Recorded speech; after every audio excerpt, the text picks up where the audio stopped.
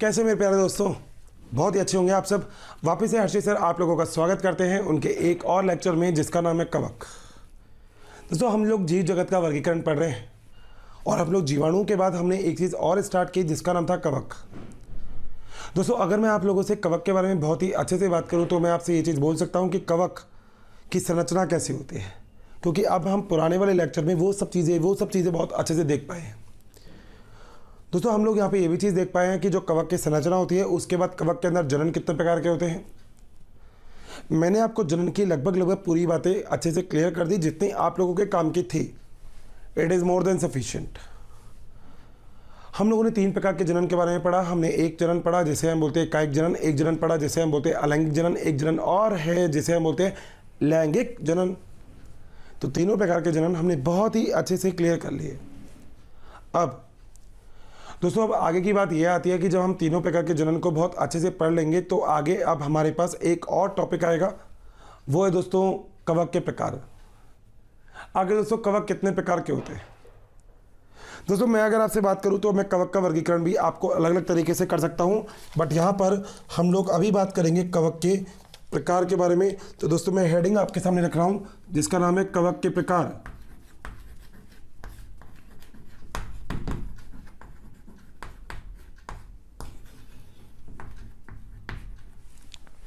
दोस्तों कवक के प्रकार का मतलब टाइप ऑफ फंजा है। दोस्तों याद करने का सबसे अच्छा तरीका है first ask for basic duty. ये एक छोटा सा फार्मूला जो आप सभी के लिए मेरी तरफ से याद करने का तरीका, फर्स्ट आस्क, ऐसे लिख देता हूं मैं, आस्क फॉर बेसिक ड्यूटी, यानी कि पहले सभी से उनकी बेसिक ड्यूटी के बारे में पूछो। बात सही है। दोस्तों अब यहाँ से कुछ वर्ड निकलते हैं। फर्स्ट से एक वर्ड निकलता है जिसे हम बोलते हैं फाइकोमाइसिटीज। क्या बोलते हैं दोस्तों इसको बोलते हैं फाइकोमाइसिटीज। दोस्तों आज से एक और वर्ड निकलता है जिसे हम बोलते हैं एस्कोमाइसिटीज।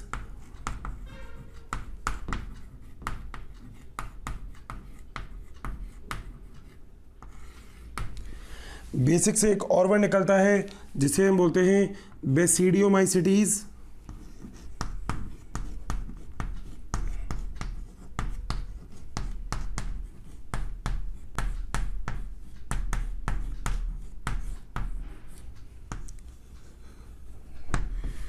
और दोस्तों ड्यूटी से एक और वर्ड निकलता है जिसे हम बोलते हैं ड्यूटेरोमाइसिटीज।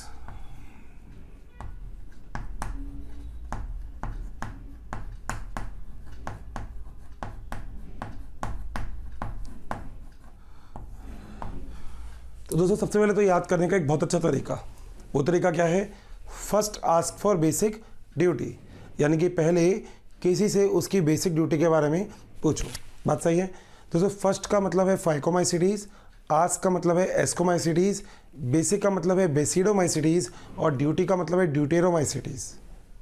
दोस्तों देखो एक बार याद करने के बहुत सारे तरीके हो सकते हैं, मगर अगर उन तरीकों में कोई तरीका आपको ऐसा मिले जिस चीज़ से आप उन चीज़ों को अच्छे से याद कर लें तो शायद वो तरीका सबसे अच्छा तरीका है। और ये यहाँ पे सबसे अच्छा तरीका है आपको इन दोनों चीज़ों को अच्छे से लर्न करने का। बात सही है। चलें आगे। ओके दोस्तों अब जब हम कवक के प्रकार की यहाँ पे इतनी बात कर लेते हैं तो हम थोड़ा सा और आगे चलते हैं और आगे बात आती है कि आखिर हमने कवक को कितने भागों में बांटा था। दोस्तों जनरली अगर देखा जाए तो ये पूरा का पूरा जो विभाजन हमने किया है, वर्गीकरण हमने किया है, इसकी कुछ विशेषताएं हैं। और विशेषताएं क्या हैं दोस्तों, सबसे पहले तो आप सभी को एक बात याद रखनी है कि जो कवक होती है उसकी कोशिका भित्ति बनी होती है काइटिन की।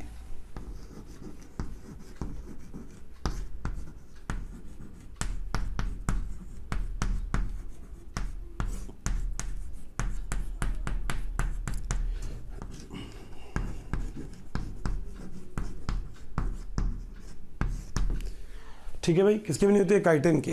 जैसे आपने पढ़ा था ना पादप की कोशिका भित्ति बनी होती है सेल्यूलोज की, ऐसे कवक की कोशिका भित्ति बनी होती है किसकी, काइटिन की। इतनी बात याद रहेगी। चलें जरा आगे। ठीक है, अगली चीज़ दोस्तों अगर मैं कवक की आपको प्रकार की बात करूं तो देखो कवक के दो प्रकार हो सकते हैं दोस्तों, या तो हो सकते हैं पटयुक्त या हो सकते हैं पटविहीन। यानी कि अगर मैं आपको कवक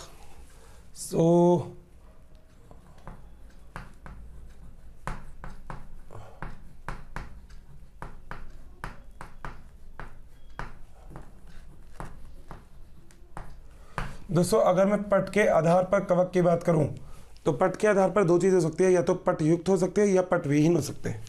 तो सबसे पहले तो आप लोग ये देखिएगा कि जो पट होते हैं वो क्या होते हैं। दोस्तों पट को हम बोलते हैं सेप्टम, याद आ गया। तो सेप्टम क्या चीज़ होती है दोस्तों, अगर मान लीजिए कुछ इस तरीके का है, ठीक है, और एक कुछ इस तरीके का है, तो दोस्तों दोनों में आपको फर्क दिख रहा होगा।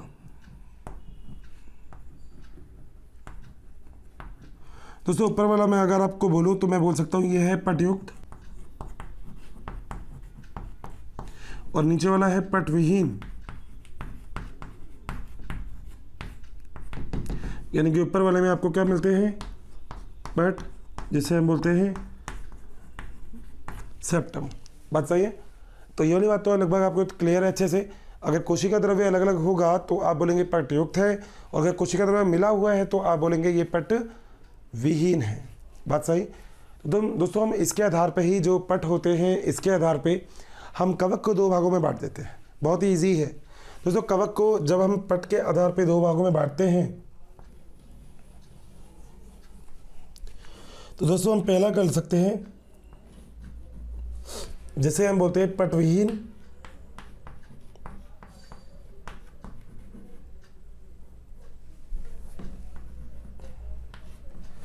दोस्तों इसे हम बोलते हैं एसेप्टेट। मतलब इसके अंदर सेप्टम उपस्थित नहीं होगा, पट उपस्थित नहीं होगा। जितने भी आदिम प्रकार के कवक है ना पुराने, ठीक है, वो सारे लोअर जो हैं वो इसमें ही आते हैं। तो आदिम प्रकार के कवक,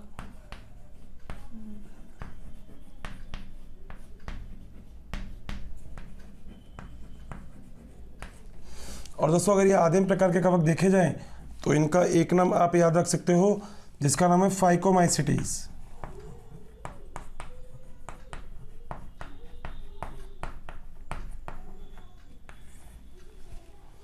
यानी कि फाइकोमाइसिटीज एक आदिम प्रकार का कवक है। इसका एक उदाहरण और आता है फाइकोमाइसिटीज में, जाइगोमाइसिटीज।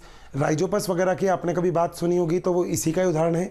जैसे आप राइजोपस और म्यूकर का उदाहरण कभी सुनते हो तो इसके उदाहरण भी आप लोग याद रख सकते हो, राइजोपस व म्यूकर। तो दोस्तों इसके आपको दो उदाहरण भी याद रखने हैं। तो पहला तो हमारे सामने बहुत अच्छे से क्लियर हो गया कि आखिर पटविहीन क्या होगा। पटविहीन वो होगा जिसके अंदर पट नहीं पाए जाएंगे, और दोस्तों दूसरा वैसा होगा जो होगा पटयुक्त। यानी कि पटयुक्त की अगर मैं बात करूं तो यहाँ पे भी मैं दूसरे टाइप की बात कर सकता हूँ। इसको ऐसे कर देंगे और लिख दूंगा मैं पटयुक्त।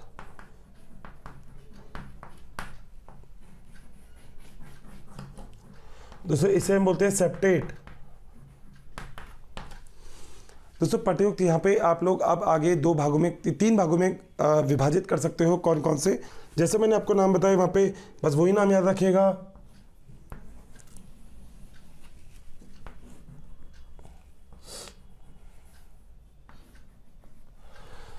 कौन कौन से, पहला था फाइकोमाइसिटीज, फिर दूसरा कौन सा था, बिल्कुल सही है, एस्कोमाइसिटीज।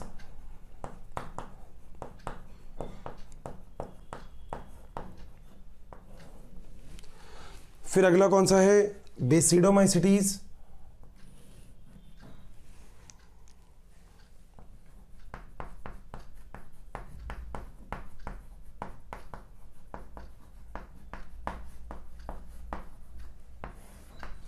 और जो लास्ट में है वो कौन सा है, वो है ड्यूटेरोमाइसिटीज।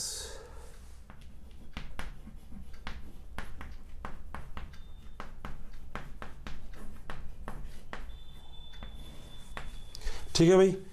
तो पहला आपने यहाँ पे लिख दिया फाइकोमाइसिटीज ए, अगला हो गया एस्कोमाइसिटीज, अगला हो गया बेसिडोमाइसिटीज, और लास्ट हो गया कौन सा, ड्यूटेरोमाइसिटीज। फाइकोमाइसिटीज का उदाहरण आपने राइजोपस देख लिया। दोस्तों एस्कोमाइसिटीज का जो उदाहरण है वो है ईस्ट। इसका वैज्ञानिक नाम मैं पहले भी आपको लिखवा चुका हूँ, जिसका वैज्ञानिक नाम है सैक्रोमाइसिस सर्वाइसी। बेकर ईस्ट याद आया, किडवन का प्रोसेस। अभी लास्ट लेक्चर की बात है यार, भूलने का तो बिल्कुल भी नहीं। अगली चीज़ दोस्तों जो है वो है बेसिडोमाइसिटीज़। बेसिडोमाइसिटीज़ में बेसिडिया उत्पन्न होता है, इसलिए हम उसको बेसिडोमाइसिटीज़ बोल देते हैं। इसमें एस्कस प्रेजेंट होता है, इसलिए हम इसको एस्कोमाइसिटीज़ बोल सकते हैं। बस इतनी सी बात है। उदाहरण एगेरिकस,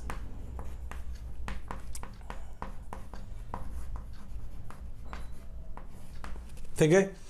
और दोस्तों ड्यूटेरोमाइसिटीज का एक उदाहरण है ट्राइकोडर्मा। इसके अंदर लैंगिक जन्म की उपस्थिति आज तक नहीं बताई गई है, तो उदाहरण क्या है? उदाहरण है ट्राइकोडर्मा।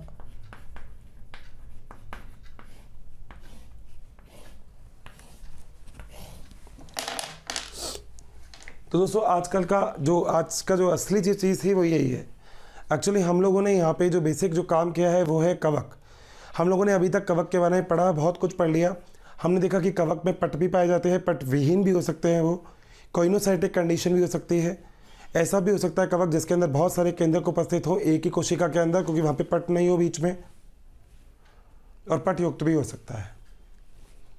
दूसरी बात आप यहाँ पे ये कह सकते हैं कि हम कवक को दो भागों में बांट देते हैं, पट के आधार पर ही हम बांट सकते हैं। अगर हम इसके आधार पर बांटें तो पट के आधार पर जो ये है ये दो प्रकार का होगा, और वो कौन कौन से है? या तो पट विहीन होगा या पट युक्त होगा। अगर पट विहीन है तो हम इसमें जो बेसिक बात करते हैं वो करते हैं जाइगोमाइसिटीज़ की, और जाइगोमाइसिटीज़ को पढ़ने के लिए हम लोगों को बांटने करनी पड़ेगी फाइकोमाइसिटीज़। तो सबसे पहले तो क्या है? फाइकोमाइसिटीज़, फिर एस्कोमाइसिटीज़, फिर बेसिडोमाइसिटीज़, फिर ड्यूटेरोमाइसिटीज़। बात सही है? अगली बात, आप लोग ये बात याद रखिएगा कि कभी भी आप ये सब चीज़ पढ़ते हैं। थैंक यू स्टूडेंट, हमें इतना प्यार देने के लिए। डेली काफ़ी संख्या में स्टूडेंट हमारे वीडियोस को देख रहे हैं और उसका लाभ उठा रहे हैं। बच्चों, आप सभी से मेरी ये रिक्वेस्ट है कि प्लीज़ नीचे दिए गए डिस्क्रिप्शन में दिए गए लिंक को प्रेस करिए और अपना एनरोलमेंट कराइए। बच्चों, इसके साथ ही जिन बच्चों को यहाँ पर डाउट सेशन की भी ज़रूरत है, साथ ही मटेरियल्स की भी ज़रूरत है, वो सभी हमारे प्रीमियम कोर्सेज़ को भी रजिस्ट्रेशन करवा सकते हैं। तो इन सब के अंदर हम जो जनन होते हैं लैंगिक अलैंगिक, वो हमें सब कुछ पता है, मगर एक ऐसा है जिसके अंदर हमें लैंगिक जनन के बारे में नॉलेज नहीं है, वो है ड्यूटेरोमाइसिटीज़। इसे हम बोलते हैं अपूर्ण फंजाई या फंजाई इम्परफेक्टी, ठीक है। अगली चीज़ दोस्तों, अब जो हमारा पहला जो मोटिव है, जो अब हमारे लेक्चर का जो पहला मोटिव है, पहला मोटिव क्या है? वो पहला मोटिव है कि हम जरा पट विहीन जो हमारे पास एग्जाम्पल है, जरा हम उसके बारे में थोड़ा सा अच्छे से डिटेल में डिस्कस कर लेते हैं, और उसके बाद बिल्कुल बिना कोई टाइम गवाए हम बिल्कुल आगे चलेंगे। अब किसके ऊपर? हम चलेंगे फाइकोमाइसिटीज़ के ऊपर। But remember, first ask for basic duty. Phycomycetes, ascomycetes, basidiomycetes, deuteromycetes, चारों अच्छे से याद होने चाहिए। फार्मूला आपके सामने है। मिले फिर जरा फटाक से नोट करेंगे, फटाक से मिलते हैं। तो चले भाई आगे, अब कोई दिक्कत नहीं है, ठीक है। अब दोस्तों हम पहली चीज़ की बात करते हैं जिसका नाम क्या है? फाइकोमाइसिटीज़। आदिम प्रकार का जो कवक होता है, आइए जरा उसके बारे में बात करते हैं। तो दोस्तों पहला जो आप हेडिंग डालेंगे वो डालेंगे फाइकोमाइसिटीज़।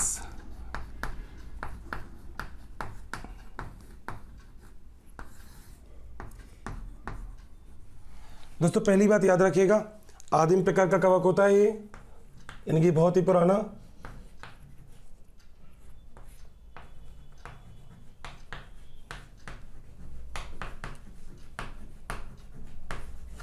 और एक बात तो आप इसके अंदर जानते ही हो कि ये क्या होगा? पट विहीन। बिल्कुल सही बात है। तो हेडिंग है आपकी फाइकोमाइसिटीज़, और फाइकोमाइसिटीज़ में बिना कुछ रोके मैं एक बात आपको लिख सकता हूं कि ये होता है पट विहीन, इसके अंदर कोई भी पट नहीं पाया जाता। तो ये है पट विहीन, यानी कि इसके ऊपर पट उपस्थित नहीं होता। आगे चलें दोस्तों, अगर देखा जाए तो ये जो होता है ये होता है अगतिशील, यानी कि इसके अंदर गति भी बिल्कुल नहीं पाई जाती। तो ये कैसा होगा दोस्तों? अगला पॉइंट, अगला होगा अगतिशील।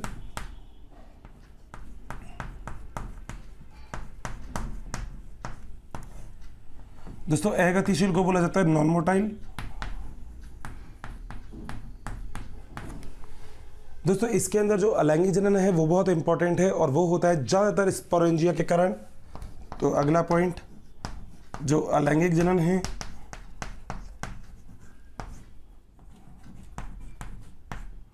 वो होता है स्पोरेंजिया कारण।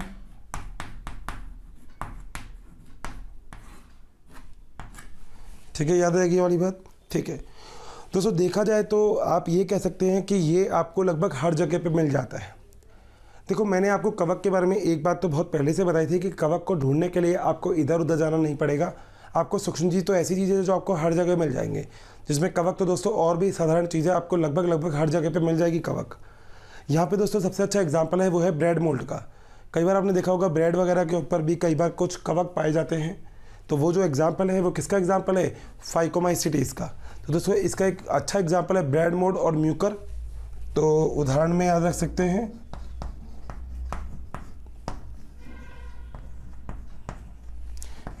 ए पॉइंट डाल के ब्रेड मोल्ड,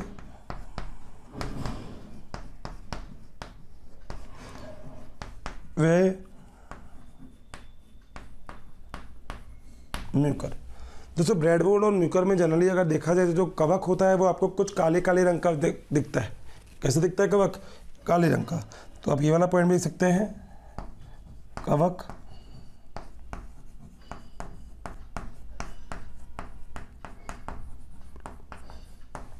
काले रंग का। दोस्तों एक और एग्जाम्पल आपको मिलता है, जो जनरली जो घोड़े होते हैं ना, उनका जो गोबर होता है, उनके गोबर में भी एक प्रकार का कवक होता है जो बहुत ही अच्छे से वृद्धि कर पाता है, और उसका नाम है पिलोबोलस। क्या नाम है? पिलोबोलस। तो बी सॉरी, नाम है पिलोबोलस।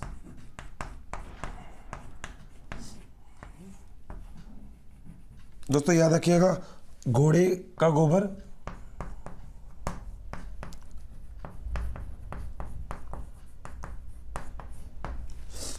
एक और उदाहरण इसका बहुत ही ज़रूरी है जिसका नाम है एल्ब्यूको। और दोस्तों ये आपको मिलता है क्रूसीफेरी कुल। आप चैप्टर नंबर 5 में पढ़ के आ चुके हो। जो क्रूसीफेरी कुल के जो पादप होते हैं उनमें श्वेत कीट रोग उपस्थित करवाता है ये। तो सी जो आपका है उसका नाम क्या है? एल्ब्यूको।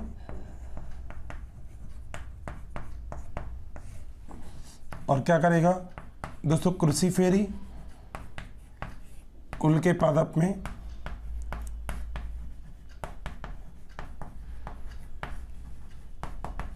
श्वेत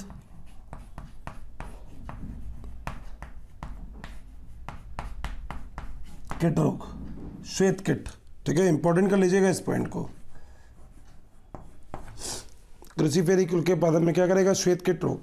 सही है। अगला दोस्तों लास्ट एक एग्जाम्पल और याद रखिएगा जिसका नाम है पाइथियम। डी, नाम तो सुने ही होंगे, पाइथियम। दोस्तों तंबाकू देखा है आपने? तो तंबाकू में गीला पतन रोग कर देता है ये।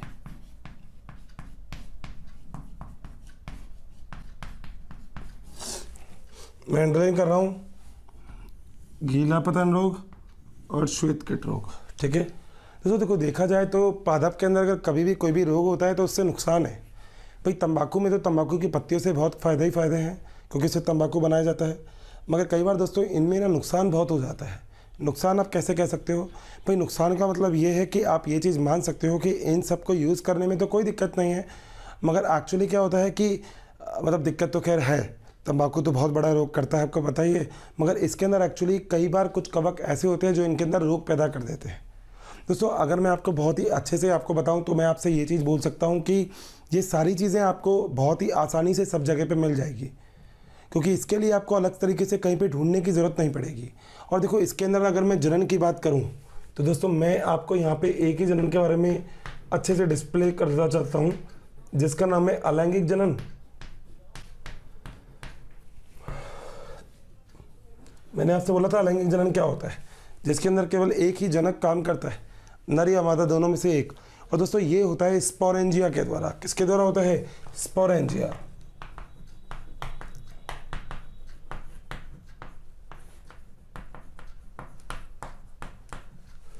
दोस्तों स्पोरेंजिया के द्वारा जो जनन होता है वो देखो लगभग कुछ इस प्रकार से होता है कि ऐसे आपने एक डायग्राम बनाया था, शायद आपको सबको याद आ गया होगा, और हमने यहाँ पे ये बनाए थे ऐसे, ठीक है। ये दोस्तों स्पोरेंजिया एक केंद्रक होते हैं। अब होता क्या है दोस्तों, इसे तो हम बोलते हैं स्पोरेंजियोफोर,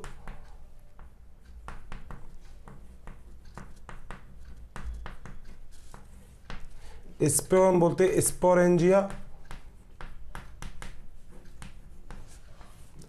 और इसे हम बोलते हैं स्पोरेंजियोस्पोर।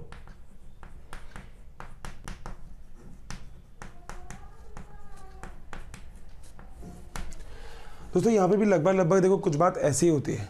एक्चुअली केंद्रक के अंदर लगातार विभाजन होता रहता है, तो बहुत सारे केंद्रक यहाँ पे उपस्थित हो जाते हैं।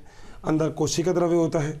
तो अगर आप इस चीज़ की डिटेल आप समझना चाहते हो तो देखो जरा, कुछ इस टाइप से हम बना सकते हैं कि ऐसे एक डायग्राम बना दिया, और दोस्तों यहाँ पे बहुत सारे केंद्रक उपस्थित हैं, ये रहे। अब दोस्तों सबसे पहले क्या होता है, जो केंद्रक होते हैं वो बिल्कुल परिधि की तरफ चले जाते हैं। परिधि की तरफ जाने का मतलब क्या होता है कि जो संरचना है वो वापस से बनाएंगे, ऐसे बनाने के बाद जो केंद्रक है कहाँ चले जाएंगे, बिल्कुल परिधि पे चले गए। अब क्या होता है दोस्तों, यहाँ पे जो कोशिका द्रव्य होता है वो कोशिका द्रव्य इन केंद्रक के चारों ओर मिल जाता है। मगर यहाँ पे एक बात याद रखना, यहाँ पे एक जो कोशिका होती है वो लगभग एक से ज़्यादा केंद्रक रखती है। तो कहीं ना कहीं जो संरचना होती है वो दोस्तों इस प्रकार से बनेगी। देखो ये कोशिका द्रव्य बन गया, नई कोशिका बन गई। अब दोस्तों क्या होता है, जो बाहर का पट होता है वो फट जाता है, वो तो अब आपको पता ही है। ये पट है, अगर ये फट गया तो सारे स्पोर कहाँ गए, बाहर।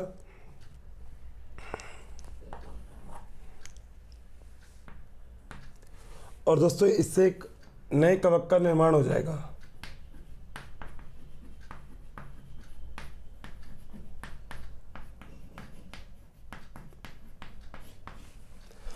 देखो कितना आसान है ना, टॉपिक में जनरली कोई दिक्कत है नहीं।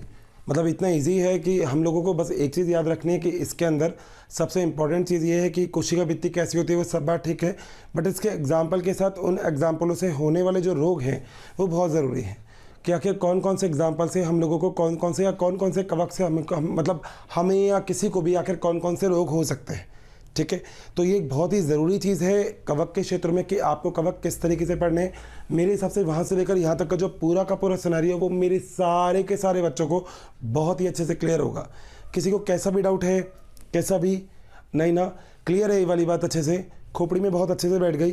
तो फर्स्ट चीज़ जो हमारी दोस्तों कंप्लीट हुई वो हमारे पास एक चीज़ थी जो थी फाइकोमाइसिटीज़। दोस्तों फाइकोमाइसिटीज़ का हमने अंदर सबसे इंपॉर्टेंट है म्यूकर। ठीक है, राइजोपस और म्यूकर वो बहुत ही इंपॉर्टेंट है, ऊपर वाला भी ब्रेड मोल्ड, तो आप इसको भी इंपॉर्टेंट की तरह मार्क कर लीजिएगा। सो ब्रेड मोल्ड आप लोगों को याद रखना है। और एक एग्जांपल एल्ब्यूको का कर्सिफेरी के अंदर, ये भी बहुत ही इंपॉर्टेंट है, श्वेत किट रोग। ठीक है भाई, यहाँ तक इन दोनों बातों में मेरे हिसाब से कोई भी दिक्कत नहीं है।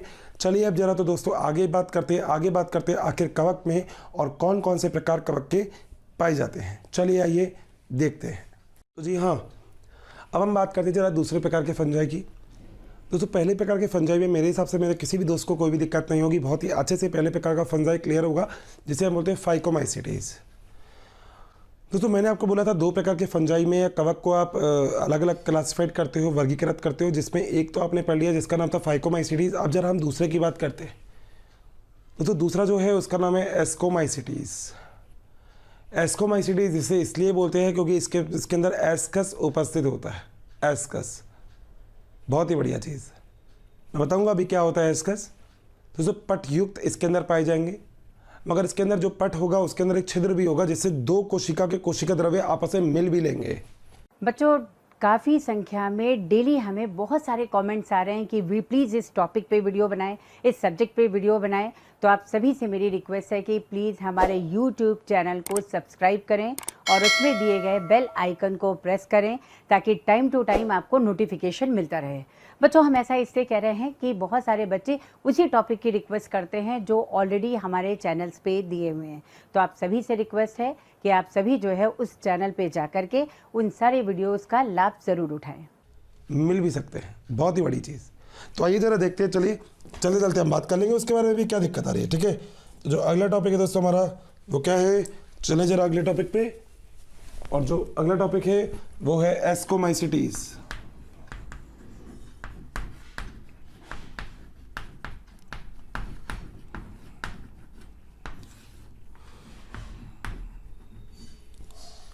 दोस्तों एस्कोमाइसिटीज के लिए पहली चीज़ तो ये सही है कि इसके अंदर पट पाए जाते हैं। तो पहली बात तो आप लोग याद रखिएगा, पटयुक्त क्या होंगे? पट युक्त। बात सही है दोस्तों। पटयुक्त होने के बाद एक बात बहुत ही ज़रूरी है जो आप सभी लोगों को बहुत ही अच्छे से समझनी चाहिए, और वो ये कि जो पट होंगे उन पटों के द्वारा जो केंद्रक होंगे वो तो अलग अलग हो जाएंगे, इसमें कोई दिक्कत नहीं है। यानी कि अगर आप यहाँ पे बात करेंगे तो अगर मान लीजिए मैं पट से कोशिका द्रव्य व केंद्रक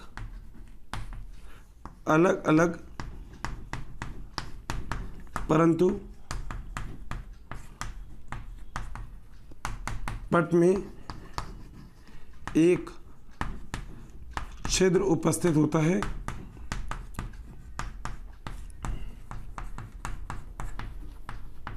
जिससे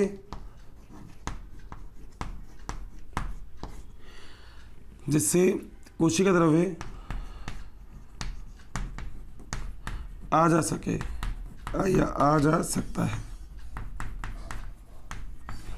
बात सही है। मतलब दोस्तों पट तो पाया जाएगा इसमें, मगर पट के साथ एक सबसे बड़ी चीज़ होगी कि पट के होने के बाद भी बीच में एक छिद्र होगा। जैसे मैंने आपको इससे पहले वाला डायग्राम बनाया था, जरा आप देखिएगा तो उस पहले वाले डायग्राम में आप देखेंगे तो यही चीज़ आपको दिखेगी बहुत ही आसानी से। मगर दोस्तों एक चीज़ होगी कि इसके अंदर कोशिका द्रव्य आपस में एक जगह से दूसरी जगह पे जा सकता है, यानी कि कोशिका द्रव्य के मूवमेंट को या गति को लेकर कोई दिक्कत नहीं है, बट यहाँ पे एक पट पाया जाता है। क्योंकि मैंने आपसे बोला था कि पट रहित तो आपके पास केवल एक ही है जो है एस्कोमाइसिटीज़, ठीक है, सॉरी फाइकोमाइसिटीज़। बाकी सारे के सारे आपके कैसे है? पटयुक्त। तो ये दोस्तों कैसा है? पट युक्त। ठीक है। अगली चीज़ दोस्तों, अगर मैं इसके अंदर ये चीज़ आपको बताऊं कि इसको एस्कोमाइसिटीज़ क्यों कहते हैं, तो उसके लिए एक डायग्राम है मेरे पास, एक अच्छा सा डायग्राम, शॉर्ट एंड स्वीट, बहुत ही आसानी से समझ में आ जाएगा आपको। यानी कि एक लैंगिक जनन का एक उदाहरण है, जिस लैंगिक जनन के दौरान आपको ये पता लग जाएगा कि आखिर इसको हम एस्कोमाइसिटीज़ क्यों कहते हैं। तो दोस्तों इसमें एस्कस का निर्माण होता है। किसका निर्माण? एस्कस का निर्माण और एस्कोस्पोर का निर्माण।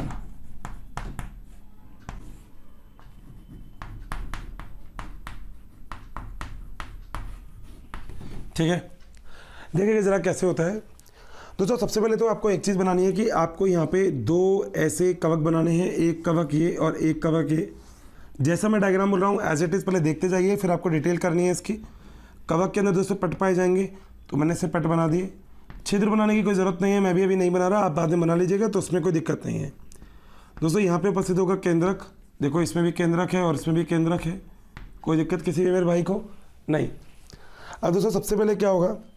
सबसे पहले दोस्तों एक ही काम होगा जिसका नाम होता है प्लाज्मोगेमी। प्लाज्मोगेमी याद आ गया कुछ? भाई पता है क्या, पुरानी यादें तो मैं ताज़ा कर दूंगा, और ये तो पिछले लेक्चर की पुरानी यादें हैं, तो इन यादों को तो लेके आ जाएंगे। यादों की बारात निकली है आज इसके साथ। देखो जरा, ये वाला गाना आपने सुना नहीं होगा, मगर कोई बात नहीं, आगे फ्यूचर में कभी सुन भी लोगे। यहाँ पे देखो ये अलग अलग कर दिए दोस्तों, इसमें ऐसे आपने पट बना दिए, ये आपने केंद्रक बना दिए, यहाँ पे भी ऐसे आपने क्या बना दिए? केंद्रक। बात सही है दोस्तों। होगा क्या? होगा कि ये कि जिस जगह पे ये बीच में से जुड़ी हुई है, ये दोनों के दोनों जुड़े हुए हैं, यहाँ पे प्लाज्मोगेमी हो जाएगी। प्लाज्मोगेमी होने का मतलब है कि जो संरचना है वो दोस्तों कुछ इस तरीके की आ जाएगी। बता दीजिएगा बात सही है क्या? बता दीजिएगा कोई दिक्कत है तो। सही है, हो गई प्लाज्मोगेमी हो गई, दोनों की प्लाज्मा मेम्ब्रेन हट गई बीच में से, पूरा फ्यूजन पूरा संलयन हो चुका। अब आपको जो संरचना दिख रही है उसमें केंद्रक कितने दिख रहे हैं आपको? दो। तो इसी संरचना को हम बोलते हैं डाइकैरियन। क्या बोलते हैं? डाइकैरियन। तो यानी कि आपके पास यहाँ पे कितने केंद्रक हो गए? दो केंद्रक हो गए। अब दोस्तों अगली संरचना के अंदर आप लोग एक काम करेंगे क्या कि ऐसे करके और आप इसके अंदर निर्माण करेंगे एस्कस का। तो मैं लिख रहा हूँ दोस्तों यहाँ पे एस्कस का निर्माण। और पता है एस्कस का निर्माण कैसे होगा? ये एज इट इज़ जो आपने डायग्राम बना रखा है ना, एज इट इज़ आपको रखना है। देखो एज इट इज़ रखना है ऐसे ही, ठीक है।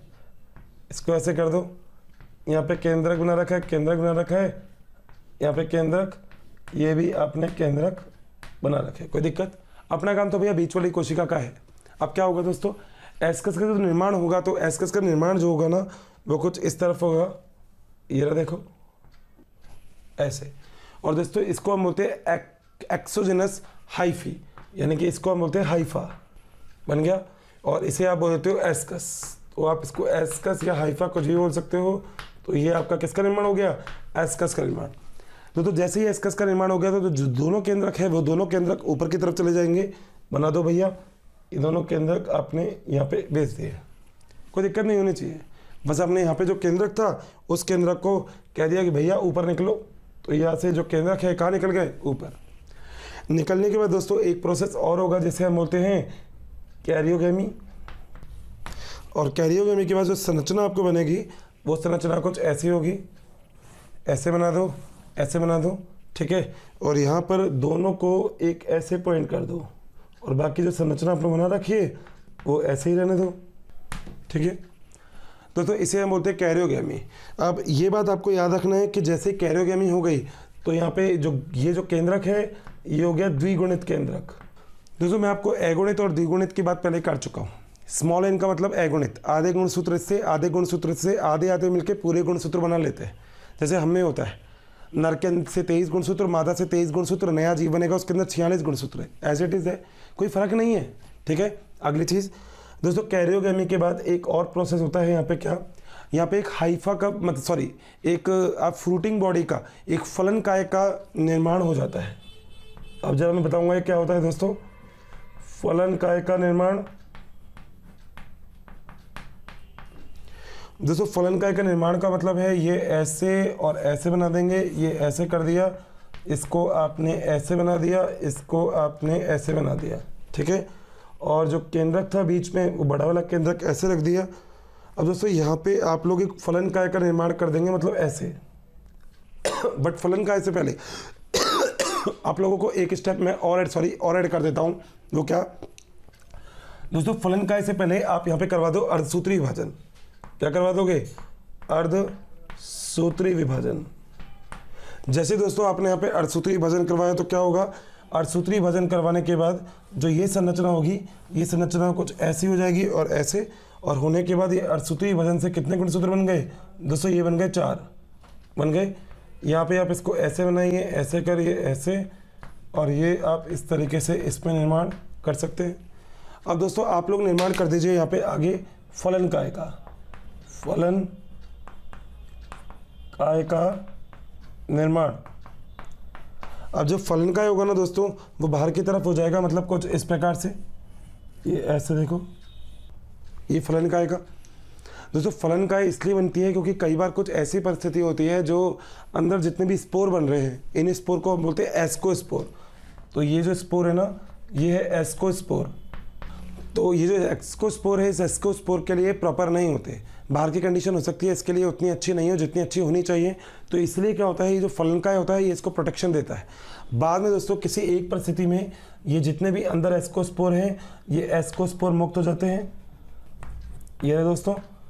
और जैसे ही एस्कोस्पोर मुक्त होंगे, मुक्त होने के बाद वापस से ये एक नए कवक का क्या कर लेंगे, निर्माण। दोस्तों एक पूरा प्रोसेस है, एक पूरा का पूरा एक अच्छा सा प्रोसेस है, जो प्रोसेस हम लोग पढ़ते हैं एस्कोमाइसिटीज़ के अंदर। एस्कोमाइसिटीज़ का मतलब होता है एस्कस का फॉर्मेशन, ठीक है। एक बार डायग्राम ड्रॉ कर लीजिएगा, फिर जरा इसको मैं आपको डिटेल से एक बार स्नैपशॉट लेके एक बार कर लीजिएगा, फिर हमको इसको डिटेल से डिस्कस करते हैं। तो दोस्तों अब तक हमने पढ़ा एस्कोमाइसिटीज़, ठीक है। अब जरा थोड़ी देर के लिए कॉपी और पेन साइड में, और बेसिकली जो मैं अभी आपसे बात बोलने वाला हूँ मेरी बात को बहुत ही अच्छे से ध्यान देकर सुनना है आपको। दोस्तों एस्कोमाइसिटीज़ जो होते हैं ये पटयुक्त होते हैं, ठीक है। इसके अंदर बीच में पट पाए जाते हैं और पट के द्वारा जो केंद्रक होता है और जो कोशिका द्रव्य होता है वो अलग अलग हो जाता है। मगर दोनों पटों के मध्य कई बार कुछ छिद्र भी देखा गया है जब हमने इसको अध्ययन किया, और हमें पता लगा कि वो जो छिद्र है उस छिद्र की उपयोगिता क्या है। दोस्तों उपयोगिता है कि दोनों का कोशिका द्रव्य आपस में सामंजस्य स्थापित कर सके, एक कोशिका और दूसरी कोशिका का कोशिका द्रव्य आपस में सामंजस्य स्थापित कर सके, इसलिए इसके अंदर क्या पाए जाते हैं, पट पाए जाते हैं। गॉट दिस, क्लियर है मेरी बात, चलें आगे, ठीक है। अगली चीज़ दोस्तों, एस्कोमाइसिटीज़ को हम एस्कोमाइसिटीज़ इसलिए बोलते हैं क्योंकि इसके अंदर एस्कस का निर्माण होता है। एस्कस क्या चीज़ होती है, अब आप तो आप समझ ही चुके होंगे, ये जो बन रहा है ये, इसे हम क्या बोलते हैं, एस्कस। बात सही है। आप करते कैसे, बहुत ही आसानी से मेरी बात को देखिएगा और उसके बाद आप डायग्राम आपके सामने, आप डायग्राम देख सकते हो। सबसे पहले एक नर और एक मादा कुछ भी मान लो, तो ये दोनों के दोनों जो कवक है ये आपस में पास पास आएंगे और दोनों की कोशिका भित्ति आपस में पास पास जुड़ जाएगी। ठीक है, इसे हम बोलते हैं प्लाज्मोगेमी। जैसे ही प्लाज्मोगेमी होगी तो प्लाज्मा जो झिल्ली है वो बीच में से बिल्कुल विलुप्त हो जाएगी और दोनों केंद्रक इस कोशिका का और इस कोशिका का पास पास आ जाएंगे। इस संरचना को हम बोलेंगे डाइकैरियन, क्योंकि केंद्रक दो हैं तो बोलिए डाइकैरियन का मतलब होता है केंद्रक, तो मतलब दो केंद्रक उपस्थित है। बात सही है, आगे चलें दोस्तों। अब जब डाइकैरियन की स्थिति आपके सामने आ गई तो अब अगली स्थिति में आप जरा थोड़ा सा एक स्टेप और आगे चलते हो, और वो स्टेप क्या है। अब दोस्तों होगा क्या कि जो दोनों केंद्रक है इन केंद्रकों को अब आपको संलेत करवाना है, मगर संलेत करने से पहले एक एस्कस एक हाईफाई गुंडी का निर्माण होता है। एक ऐसी चीज़ का निर्माण होता है जो बाहर की तरफ ऐसे निकली होती है, देख सकते हैं आप एस्कस का निर्माण। ये जो एस्कस होगा इसके अंदर जो दो केंद्रक जो थे, ये दो केंद्रक अब यहाँ पे चले जाते हैं, मूव कर जाते हैं। भेज दिया आपने, ठीक है। भेजने के बाद अब ये दोनों केंद्रक के मध्य होगा क्या, कैरियोगेमी, यानी कि केंद्रक का फ्यूजन। दोनों केंद्रक आपस में जाके संयुक्त हो जाएंगे। बन गए तो दोस्तों क्या बन गया, द्विगुणित बन गई कोशिका। कैसी बन गई, द्विगुणित। बच्चों अगर आपको हमारे वीडियोस पसंद आए हैं तो इसे लाइक शेयर करना ना भूलें, ताकि ये वीडियो सभी ज़रूरतमंद बच्चों तक पहुंच सके। बच्चों आपके इतने अपार स्नेह के कारण हमारी पूरी मोशन टीम इतनी ज़्यादा मोटिवेटेड है और बेस्ट कंटेंट आपको उपलब्ध कराने के लिए हम सभी तत्पर हैं। जब दोस्तों यहाँ पे जो केंद्रक है वो द्विगुणित हो गया है तो अब आपको एक बात तो बहुत अच्छे से क्लियर हो गई कि केंद्रक के द्विगुणित होने के बाद अब आपको एक स्टेप और आगे चलना है। और वो क्या करना है दोस्तों, केंद्रक को द्विगुणित करने के बाद अब आप एक काम करो, इसके बाहर की तरफ मतलब या इससे पहले आप एक काम करवा सकते हैं जो आप करवा सकते हैं, अर्धसूत्री विभाजन। और दोस्तों अर्धसूत्री विभाजन में एक से कितने बन जाएंगे, 4। तो 1 2 3 और 4। एक बार जरा इसको थोड़ा सा कर लीजिएगा, क्योंकि अर्धसूत्री विभाजन मैंने आपको लास्ट लेक्चर में बताया कि एक कोशिका से 4 कोशिका का क्या हो जाता है, निर्माण। बन गई 4 कोशिका। अब जैसे ही आपके पास ये 4 कोशिका का निर्माण हुआ, इन चारों कोशिका के यानी कि एस्कस के बाहर की तरफ एक फलनकाय का निर्माण हो जाता है, फ्रूटिंग बॉडी का। ये एक्चुअली प्रोटेक्शन देती है। प्रोटेक्शन पता है किसी भी भारी आघात से, क्योंकि अभी ये छोटे बच्चे हैं, अभी तो इनको भैया परिपक्व होना है, तो जब तक ये पूरी तरह से निर्माण नहीं कर दे तब तक इनको प्रोटेक्शन देनी पड़ती है। दे दिया आपने। प्रोटेक्शन देने के बाद आपने फलनकाय का निर्माण कर दिया, और फलनकाय का निर्माण करने के बाद इसके अंदर एस्कोस्पोर का निर्माण हो गया। बन गया एस्कोस्पोर सारे। अब दोस्तों आपको थोड़ा सा कुछ अलग काम करना है। क्या, जब परिस्थिति थोड़ी सी सही हो जाएगी तब ऐसी स्थिति के अंदर ये जो फ्रूटिंग बॉडी है ये हट जाएगी, और हटने के बाद जितने भी अंदर एस्कोस्पोर है ये सब क्या हो जाएंगे, मुक्त। एस्कोस्पोर के अलग होने के बाद वापस से एक नए कवक का क्या हो जाएगा, निर्माण। दोस्तों ये प्रोसेस लगातार की स्थिति में चलता रहता है, लगातार की स्थिति में, ठीक है। यानी कि ये प्रोसेस ये मान लीजिए आप चलता ही रहता है, क्योंकि नए नए जीव बनते हैं, उसके बाद नए बनते हैं, उसके बाद नए बनते हैं। तो दोस्तों इसलिए हमने इसको बोला एस्कोमाइसिटीज़। अगले लेक्चर में, अगले पार्ट में जब मैं इसको रैप करूंगा उसके बाद हम लोग एक बात के बारे में और डिस्कस करेंगे कि आखिर इसके उदाहरण क्या है। दोस्तों सबसे ज़्यादा ज़रूरी इसके उदाहरण हैं, जिसके अंदर एक चीज़ तो पेनिसिलिन पढ़ चुके हैं, पेनिसिलिन नोटेटम और पेनिसिलियम क्राइसोजेनम के बारे में अभी हम बात करेंगे, और एक चीज़ है ईस्ट। तो इन दोनों के बारे में तो बहुत ही तल्लीनता से पढ़ना है, हमें मज़े आ जाएंगे इसको पढ़ने में, क्योंकि ये चीज़ इंपॉर्टेंट है। देखो पता है क्या होता है, एग्जाम में कुछ पॉइंट ऐसे होते हैं जिन पॉइंट्स के ऊपर क्वेश्चन लगातार पूछे जा सकते हैं। वाइवा के अंदर भी कई बार ऐसा होता है कि क्वेश्चन इन्हीं में से आते हैं, इन्हीं एग्जाम्पल्स में से आते हैं, तो वो एग्जाम्पल्स हमको अच्छे से क्लियर करने हैं। बात सही है, क्लियर है ना अच्छे से, ठीक है। यहाँ तक नोट करिएगा, फिर आगे चलते हैं।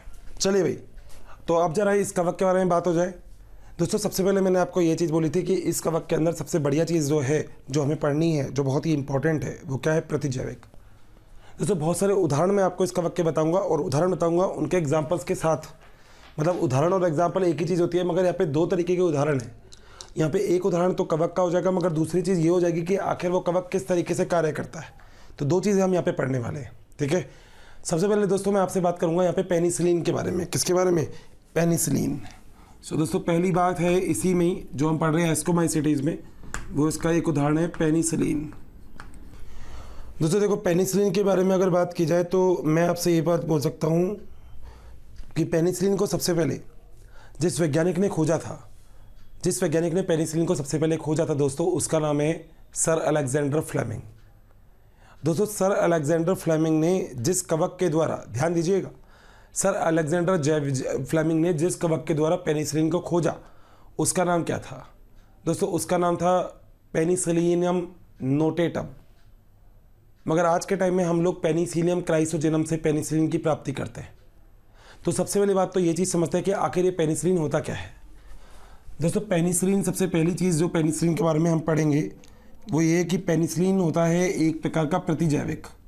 दोस्तों ये सबसे महत्वपूर्ण प्रतिजैविक है,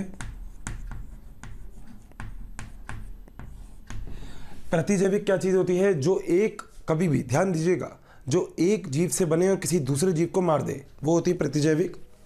तो प्रतिजैविक का मतलब होता है एक जीव से निर्मित जो दूसरे जीव के लिए हानिकारक। तो दोस्तों एक जीव से तो बनेगा और दूसरे जीव को क्या कर देगा? मार देगा। उसे ही हम क्या बोलेंगे? प्रतिजैविक, जिसे हम बोलते हैं पेनिसिलिन। बात याद रहेगी मेरी सबको? दोस्तों पेनिसिलिन को सबसे पहले बनाया था सर अलेक्जेंडर फ्लेमिंग। भाई देखो सर तो आगे लगा देना क्योंकि उपाधि दी जाती है, उपाधि होती है ये जब अच्छा काम करते हैं। तो इनका नाम क्या था दोस्तों? नाम था सर अलेक्जेंडर फ्लेमिंग।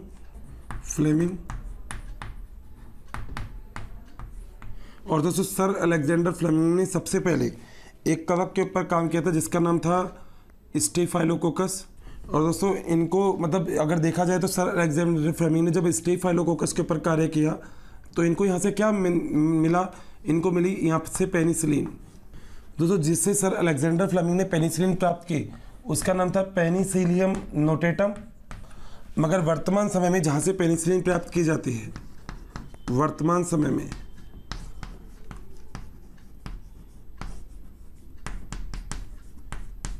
जो पेनिसिलिन है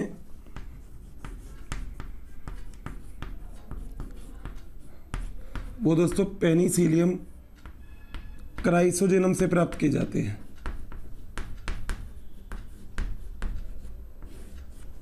दोस्तों देखो दो चीज़ बताऊंगा। बायोलॉजी में एक्चुअली क्या होता है, कई बार कुछ ऐसा होता है ढूंढना कुछ चाह रहे होते हैं, मिल कुछ जाता है।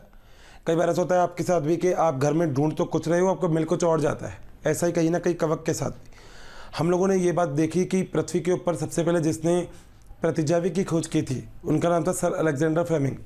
दोस्तों दो चीज़ होती है जिसमें एक होता है प्रतिरक्षी, एक होती है प्रतिजैविक। आपका जो शरीर निर्माण करता है वो करता है प्रतिरक्षी का, और यहाँ पर जो निर्माण होगा वो होगा प्रतिजैविक का। तो ये क्या होती है? प्रतिजैविक होती है। याद रखिएगा ये बात, एक चीज़। दूसरी, सर अलेक्जेंडर फ्लेमिंग ने स्टेफाइलोकोकस के ऊपर कार्य किया, जीवाणु है, और इसके ऊपर कार्य करने के बाद इनको जो प्राप्त हुआ दोस्तों, वो क्या प्राप्त हुआ? इनको प्राप्त हुआ एक चीज़, मतलब इन्होंने जिसको साथ में लेके काम किया उसका नाम था पेनिसिलियम नोटेटम से। और पेनिसिलियम नोटेटम जो कवक है दोस्तों, इससे इनको प्राप्त हुआ पेनिसिलिन, मगर वो बहुत कम मात्रा में था। अब आज के टाइम में तो हमको कोई ऐसी चीज़ चाहिए जिनसे हमको ज़्यादा मात्रा में कवक प्राप्त हो, मतलब पेनिसिलिन प्राप्त हो, तो इसके लिए हम लोग यूज़ में लेते हैं पेनिसिलियम क्राइसोजेनम। तो दोनों चीज़ें याद रखिएगा, पेनिसिलियम नोटेटम जो सर अलेक्जेंडर फ्लेमिंग ने प्राप्त की थी, पेनिसिलियम क्राइसोजेनम जो अब हम यूज़ में लेते हैं क्योंकि इससे हमें पेनिसिलिन ज़्यादा मात्रा में मिलता है। बात क्लियर है अच्छे सी? तो दोस्तों ये बात तो है पेनिसिलिन के लिए। अगली जो चीज़ आती है दोस्तों, दूसरा एग्जाम्पल जो इंपॉर्टेंट है यहाँ पे वो है ईस्ट। पहले तो दोस्तों आपको पता है ईस्ट के अंदर कलिका का निर्माण होता है। कलिका, ये तो आप अच्छे से जानते ही हो, इसमें तो कोई दिक्कत होनी नहीं चाहिए। मगर दोस्तों ईस्ट एक्चुअली है क्या?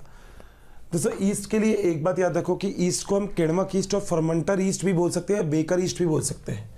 तो इसको हम बोल सकते हैं किण्वक ईस्ट, इसे हम बोल सकते हैं बेकर ईस्ट, ये मैंने आपको पहले बता दिया। और इसका वैज्ञानिक नाम और होता है, जैसे हम होते हैं सैकेरोमाइसिस सर्वाइसी। क्या बोलते हैं? सैकेरोमाइसिस सर्वाइसी। अंडरलाइन क्यों किया है वो लगभग आप में से सब बच्चे समझ गए होंगे, क्योंकि वैज्ञानिक नाम है। और कैरोलस सीनियस की जातिकरण की द्विनाम पद्धति के अनुसार अगर आप कोई भी चीज़ लिखोगे तो पहला वंश को और दूसरा जाति को बताएगा। अगर आप हाथ से लिखते हो तो नीचे क्या कर दोगे? अंडरलाइन। बात सही है दोस्तों। ईस्ट का प्रयोग आज के टाइम में बहुत ज़्यादा किया जा रहा है, और आज के टाइम में तो आप ऐसा मान लीजिए कि ईस्ट के द्वारा किण्वन, मतलब जितने भी बियर वगैरह जो भी प्रोडक्ट होते हैं ना, इन सबका निर्माण भी अगर हम देखें तो ईस्ट के द्वारा ही होता है। मतलब आजकल तो ईस्ट ऐसी भी है जो प्रयोगशाला के अंदर थोड़ी सी रूपांतरित करके बनाई गई है, और ऐसी ईस्ट आजकल बनाई गई है जो ईस्ट तो बहुत ज़्यादा चलती है, मतलब मार्केट के अंदर तो अनाप शनाप। आप ऐसा कह सकते हैं कि बहुत ही ज़्यादा और अच्छे लेवल पे ईस्ट से नए नए प्रकार के पेय का जो निर्माण है वो किया जा सकता है। सही बात है। तो दोस्तों ईस्ट के द्वारा किण्वन पेय का निर्माण किया गया है। तो दोस्तों पहली बात तो यहाँ पे आपको क्लियर है कि पहले हमने एग्जाम्पल तो क्या पढ़ लिया था? हमने एग्जाम्पल पढ़ लिया था पेनिसिलिन का, और दूसरा एग्जाम्पल हमने किस चीज़ का पढ़ लिया? ईस्ट का। ये दोनों एग्जाम्पल मेरे सारे दोस्तों को अच्छे से क्लियर है, किसी को दिक्कत तो नहीं है यहाँ तक? ठीक है दोस्तों, अब अगले एग्जाम्पल की बात करते हैं। अगला एग्जाम्पल है जिसका नाम है मॉर्शेला। दोस्तों इसको खाद्य कवक बोलते हैं हम, यानी कि ये खाने के लिए काम में ली जाती है।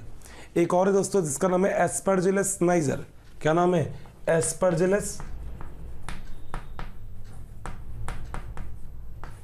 नाइजर। दोस्तों प्रयोगशाला में इससे सिट्रिक एसिड प्राप्त किया जाता है, तो प्रयोगशाला में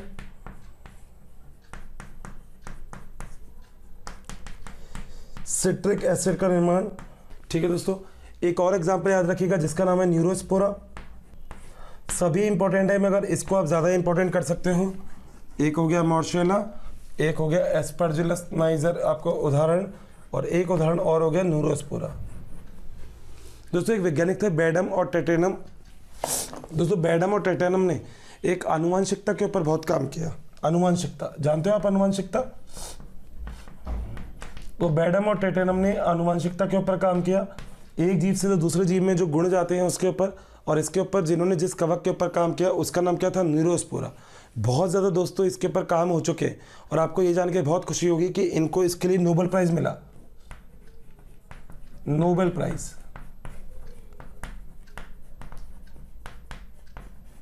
ठीक है, अगली चीज दोस्तों ये बात आप लोगों को और याद रखनी है कि जो ईस्ट होती है एस्परजिलस नाइजर, सॉरी जो होती है ईस्ट, इस ईस्ट से आप लोग विटामिन B12 राइबोफ्लेविन भी प्राप्त कर सकते हैं। तो मैं इसको लिख देता हूं, तो इससे आप विटामिन B2 राइबोफ्लेविन ये भी आप प्राप्त कर सकते हो। ठीक है, यहाँ तक कोई दिक्कत है किसी को भी? अच्छे से मेरी बात समझ में आ गई? हम लोगों ने जो अभी तक बात की वो क्या है दोस्तों? यहाँ पे एक सबसे पहले तो आप स्क्रीनशॉट ले लीजिए, फिर जरा इसके बारे में हम डिस्कस करते हैं बहुत ही अच्छे से। दोस्तों मैंने यहाँ पे आपको एक चीज़ बताई कि अब हम दूसरे क्लास के ऊपर हैं। पहला था फाइकोमाइसिटीज़, दूसरा था एस्कोमाइसिटीज़। दोस्तों एस्कोमाइसिटीज़ में सबसे इंपॉर्टेंट चीज़ होती है कि यहाँ पे एस्कस का निर्माण होता है। इससे पहले वाले डायग्राम में आप ये सब चीज़ें बहुत ही अच्छे से समझ चुके हो। एस्कोमाइसिटीज़ में हमने ये बात क्लियर कर ली कि इसमें बनता है एस्कस, और इसके अंदर एक फलनकाय बन जाती है जो उसको प्रोटेक्शन देने का कार्य करती है। आगे की बात यह है कि आखिर ये एस्कोमाइसिटीज़ के कौन कौन से उदाहरण हमें याद करने हैं। सबसे पहली बात है पेनिसिलिन। दोस्तों पेनिसिलिन एक प्रकार की प्रतिजैविक है जो एक जीव से निकलेगी और किसी दूसरे जीव को मार देगी। अब पेनिसिलिन सबसे पहले सर अलेक्जेंडर फ्लेमिंग ने कार्य किया, और इनको भी इसके लिए नोबेल प्राइज़ मिला। तो आप लिख सकते हैं सर अलेक्जेंडर फ्लेमिंग, ब्रैकेट में लिख सकते हैं नोबेल पुरस्कार। बहुत ही बड़ा पुरस्कार होता है ये, ऐसा नहीं है जैसे आप और हम दे दें आपस में एक दूसरे को, नहीं। आप लोगों को पता होगा विज्ञान के क्षेत्र में अलग अलग क्षेत्रों में नोबेल पुरस्कार दिया जाता है। तो दोस्तों ये नोबेल पुरस्कार है। अगली बात, वर्तमान समय में अगर देखा जाए तो पेनिसिलिन का निर्माण पेनिसिलियम क्राइसोजेनम से किया जाता है, क्योंकि ये अधिक मात्रा में पेनिसिलिन का उत्पादन करता है। वैसे आप लोगों को जब जूलॉजी के अंदर कुछ पढ़ाया जाएगा तो आपको बताया जाएगा कि ये ब्रॉड स्पेक्ट्रम एंटीबायोटिक है, यानी कि बहुत ही ज़्यादा बीमारियों में ये काम में आती है, बहुत ही ज़्यादा बीमारियों में। तो इस चीज़ को याद रखिएगा, मतलब आगे काम में आएगा। अगली चीज़ दोस्तों, मॉर्शेला भी एक प्रकार का कवक है जिसे हम खाद्य कवक बोलते हैं, खाने के काम में लिया जाता है। अगली चीज़ ईस्ट, सैक्रोमाइसिस सर्वाइसी। इसके दो इंपॉर्टेंट चीज़ें, एक तो विटामिन B2 का निर्माण करता है, और दूसरी चीज़ दोस्तों B2 को हम राइबोफ्लेविन भी बोलते हैं, उसका निर्माण करने में सहायक होता है। और आप देखें तो आप सबसे बड़ी चीज़ ये देख सकते हैं कि ये चीज़ उपलब्ध करवाई जाती है, मतलब ये यूज़ किया जाता है। किस चीज़ के लिए यूज़ किया जाता है? किण्वन करने के लिए, बेकिंग इंडस्ट्रीज़ के अंदर ये काम में लिया जाता है बहुत ही ज़्यादा तरीके से, अच्छी तरीके से। एस्परजिलस नाइजर की हम बात करें तो प्रयोगशाला में सिट्रिक एसिड का निर्माण करने का कार्य करता है। न्यूरोस्पोरा की दोस्तों बात की जाए तो आनुवांशिकता, दोस्तों एक पीढ़ी से दूसरी पीढ़ी में जो लक्षण जाते हैं उसे हम बोलते हैं आनुवांशिक लक्षण। याद आ रहा होगा आपको एक नाम, मेंडल, ग्रिगोर जोहान मेंडल, जिन्होंने पाइसम सटाइवम के ऊपर कार्य किया था, बिल्कुल याद है? ठीक है दोस्तों, वहाँ पे जब हमने पढ़ा था आनुवांशिकता तो 3 नियम पढ़े थे, प्रभाविकता का नियम, सतत अपव्यय का नियम और पृथक्करण का सिद्धांत। ठीक है, ऐसे हमने 3 नियम पढ़े थे, छोड़िए चलो उन चीज़ों को। मगर वही आनुवांशिकता से रिलेटेड एक और वैज्ञानिक है जिन्होंने आनुवांशिकता के ऊपर अच्छा काम किया, तभी तो उनको नोबेल पुरस्कार मिला। और उन वैज्ञानिक का नाम क्या था? बेडम और टेटम। बेडम और टेटम ने न्यूरोस्पोरा के ऊपर कार्य किया, और इस पे कार्य करने के बाद इन्होंने एक थ्योरी दी थी दोस्तों, 1 जीन 1 एंजाइम थ्योरी, यानी कि एक जीन एक एंजाइम की थ्योरी। वैसे आनुवंशिकता वाले चैप्टर में मैं इसको डिस्कस भी करूंगा आपसे। बाकी अभी वाले चीज़ों में, मतलब अभी वाली चीज़ों में तो केवल और केवल बस पढ़ लेने का, याद कर लेने का, बस और कुछ नहीं। ठीक है भाई, तो यहाँ तक की बात में मेरे हिसाब से किसी को भी कोई भी दिक्कत नहीं है।